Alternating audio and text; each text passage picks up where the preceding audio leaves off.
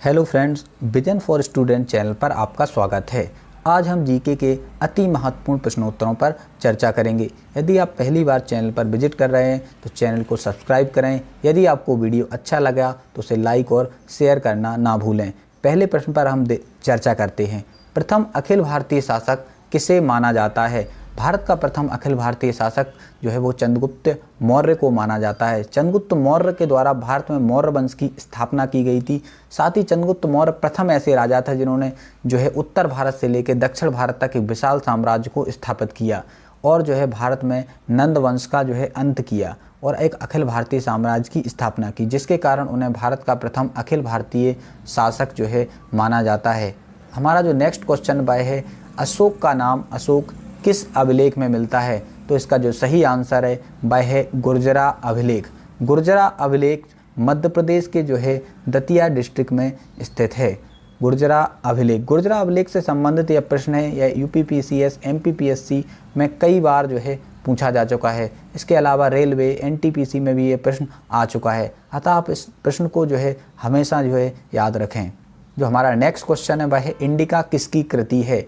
Indica किसकी कृति मतलब है ये किसकी रचना है? तो ये मेगास्थनीज के द्वारा लिखी गई एक पुस्तक है, जिसके कारण जो है हमें जिसके वजह से हमें आज जो है मौर्यकालीन समाज, मौर्यकालीन प्रशासन, मौर्यकाल की गुप्तचर व्यवस्था की बेहतर जानकारी हमें प्राप्त हो पाती है। मेगास्थनीज जो है वो सेल्यूकस निकेटर का राजदूत था और सेल्यूकस निकेटर सिकंदर का सेनापति था। हमारा जो नेक्स्ट क्वेश्चन है वह है, एनजीटी का पूर्ण रूप क्या है? एनजीटी यह पर्यावरण से जुड़ा हुआ एक न्यायालय है। भारत तीसरा ऐसा देश है जिसने पर्यावरण न्यायालय की स्थापना की। इससे पहले ऑस्ट्रेलिया, न्यूजीलैंड ऐसा कर चुके हैं। एनजीटी का जो पूर्ण रूप है वह है नेशनल ग्रीन ट्रिब्यूनल। यह पर्यावरण से जुड़ी हुई मामलों का 6 माह के अंतर्गत निराकरण करता है। यदि कोई उसके विरुद्ध सुप्रीम कोर्ट में अपील करना चाहता है तो वह 90 दिन के भीतर अपील कर सकता है, तो उसे 90 दिन का समय जो है प्रदान किया जाता है और जो है यह 6 माह के अंतर्गत प्रकरणों का निराकरण करती है पर्यावरण न्यायालय। इसकी स्थापना 18 अक्टूबर 2010 को हुई थी। हेडक्वार्टर दिल्ली में है। ये कुछ महत्वपूर्ण तथ्य हैं जो हमेशा एनजीटी पढ़ते समय आपको ध्यान में रखना होगा। हमारा जो नेक्स्ट क्वेश्चन है, भारत का पहला जैविक खेती पर आधारित राज्य कौन सा है? भारत का जो जैविक खेती पर आधारित पहला राज्य है वह है सिक्किम। सिक्किम को 2016 में जैविक खेती पर आधारित राज्य घोषित किया गया था। ऐसा राज्य जहाँ पर कोई भी जो है खेती बिना रासायनिक पदार्थों के प्रयोग के की जाती है, इसके कारण इसे 2016 में जैविक खेती पर आधारित राज्य का दर्जा दिया गया है। इसके अलावा वर्तमान में लक्षद्वीप को भी जो है जैविक खेती पर आधारित राज्य का दर्जा दिया गया, जहां पूर्ण रूप से खेती जैविक खेती होती है। अगर प्रश्न पूछा जाए कि भारत का पहला राज्य जो जैविक खेती पर आधारित, तो वह है सिक्किम। अगर पूछा जाए भारत का दूसरा राज्य तो लक्षद्वीप होगा। केंद्र शासित प्रदेश में यदि पूछा जाए कि प्रथम केंद्र शासित प्रदेश कौन सा है तो वह लक्षद्वीप होगा। इसको याद जरूर रखें, यह एमपीपीएससी में आ चुका है। हमारा जो नेक्स्ट क्वेश्चन है वह है, अंतर्राष्ट्रीय पृथ्वी दिवस कब मनाया जाता है? अंतर्राष्ट्रीय पृथ्वी दिवस 22 अप्रैल को मनाया जाता है। अंतर्राष्ट्रीय पृथ्वी दिवस जो है 1970 से मनाया जाता है। इसके अलावा 5 जून को अंतर्राष्ट्रीय पर्यावरण दिवस मनाया जाता है, जो 1972 में स्टॉकहोम सम्मेलन हुआ था उसकी जो है याद में इसे मनाया जाता है। 1972 में ही यूएनईपी की स्थापना हुई थी। यूएनईपी पर्यावरण से जुड़ा हुआ एक संगठन है, इसका मुख्यालय केन्या की राजधानी नैरोबी में स्थित है। इसके अलावा 29 अगस्त को हम मनाते हैं राष्ट्रीय खेल दिवस। इसी दिन जो है खेल पुरस्कार जो है प्रदान किए जाते हैं 29 अगस्त को, इसलिए याद रखिए 29 अगस्त को हम खेल दिवस मनाते हैं और 12 जनवरी को हम मनाते हैं राष्ट्रीय युवा दिवस। स्वामी विवेकानंद की जयंती को हम राष्ट्रीय युवा दिवस के रूप में मनाते हैं। अब हम नेक्स्ट क्वेश्चन पर चर्चा करेंगे। तो राशिद खान का संबंध किस खेल से है? तो राशिद खान बहुत ही उभरते हुए क्रिकेट खिलाड़ी हैं और एक स्पिन बॉलर हैं और इनका संबंध जो है वो अफगानिस्तान क्रिकेट टीम से है। अब हम नेक्स्ट क्वेश्चन पर चर्चा करेंगे। मोहन बागान क्लब किससे संबंधित है? मोहन बागान क्लब, इसकी स्थापना हुई थी 1889 में। ये फुटबॉल का एक क्लब है, फुटबॉल से संबंधित जो है क्लब है। तो इसका जो सही आंसर है वह है फुटबॉल। फुटबॉल का जो है क्लब है। इसकी सबसे बड़ी विशेषता क्या है कि यह एशिया का सबसे पुराना फुटबॉल क्लब है।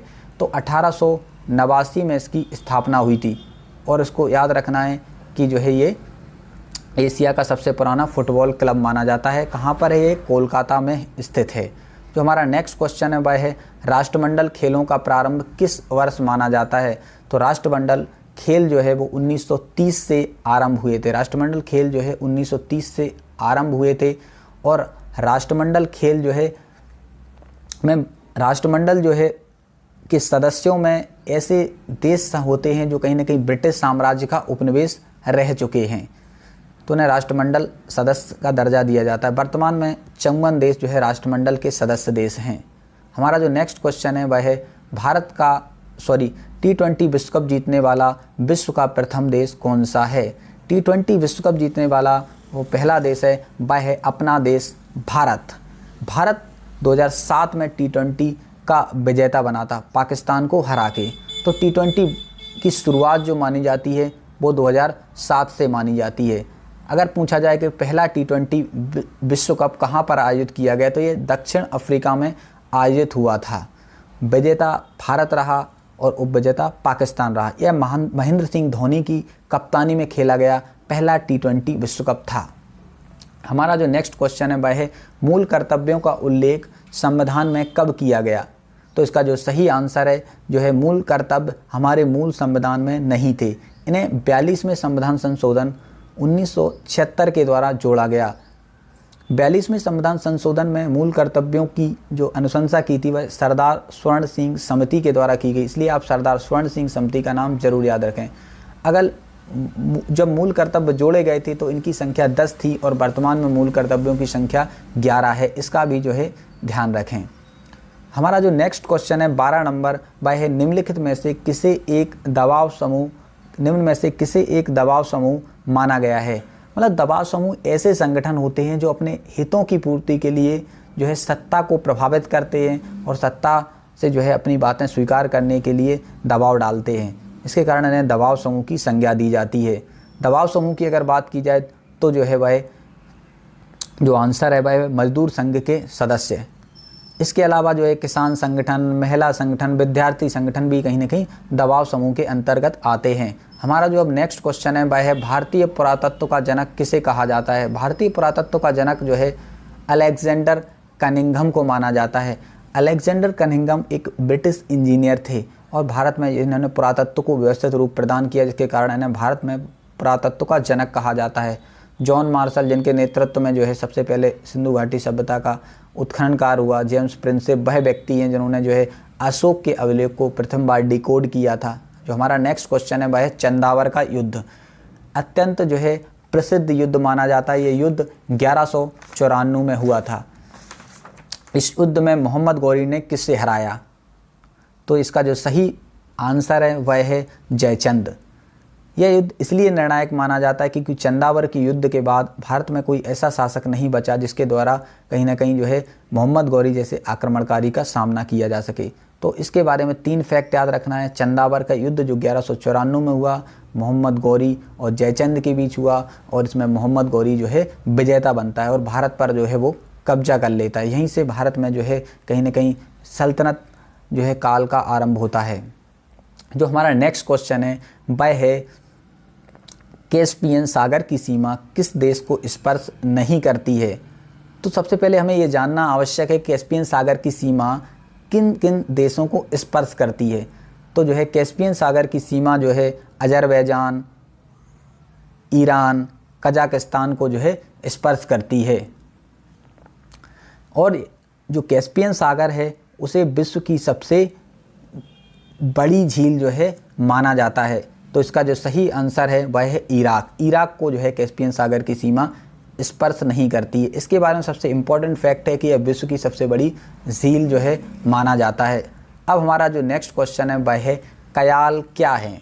कयाल जो है केरल में पाए जाने वाले लेगून हैं। लेगून एक प्रकार की झील होती है जो समुद्र का पानी जो है स्थल भाग में प्रवेश कर जाता है और जो है वह किसी विशेष अवरोध द्वारा जो है समुद्र से अलग हो जाता है, तो कयाल आकृति का निर्माण होता है।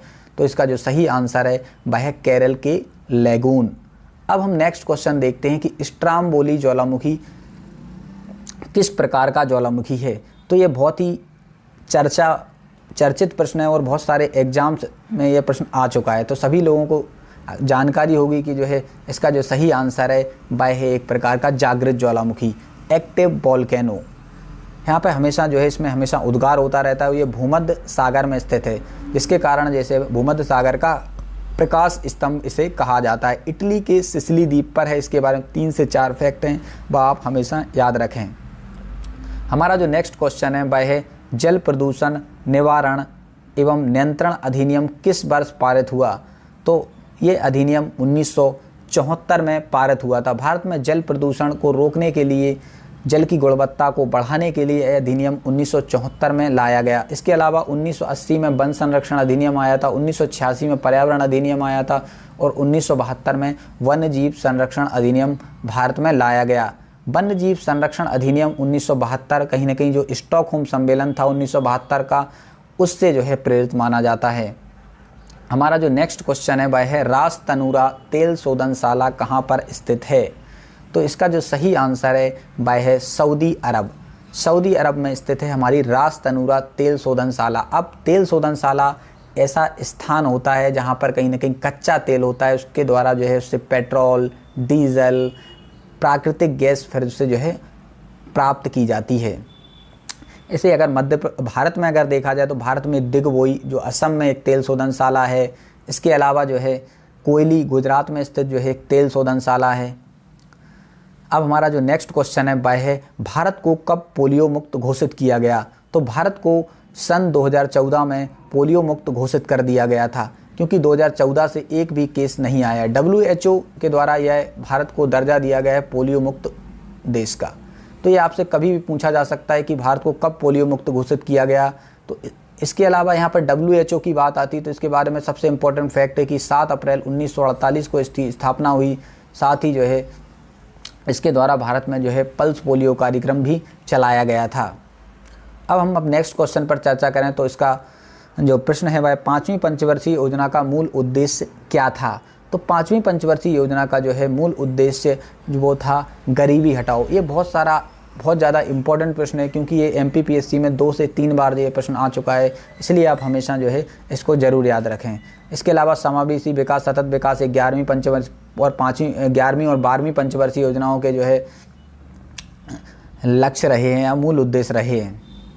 नाबार्ड की स्थापना किस समिति की सिफारिश पर की गई? नाबार्ड की स्थापना भारत में की गई थी 1982 में। कृषि के क्षेत्र में स्थापित सबसे बड़ा जो है बैंक है ये, और शिवरामन समिति की सिफारिश पर भारत में इसकी स्थापना की गई थी। नाबार्ड का मुख्यालय जो है, इसका मुख्यालय जो है वो मुंबई में है नाबार्ड। इसके अलावा राजा चन्नैया समिति है, कर सुधार से जुड़ी है। तारकुंडे समिति जो जुड़ी हुई है वह जो है चुनाव सुधार से जुड़ी है। अशोक मेहता समिति जो है जुड़ी है पंचायती राज सुधार से।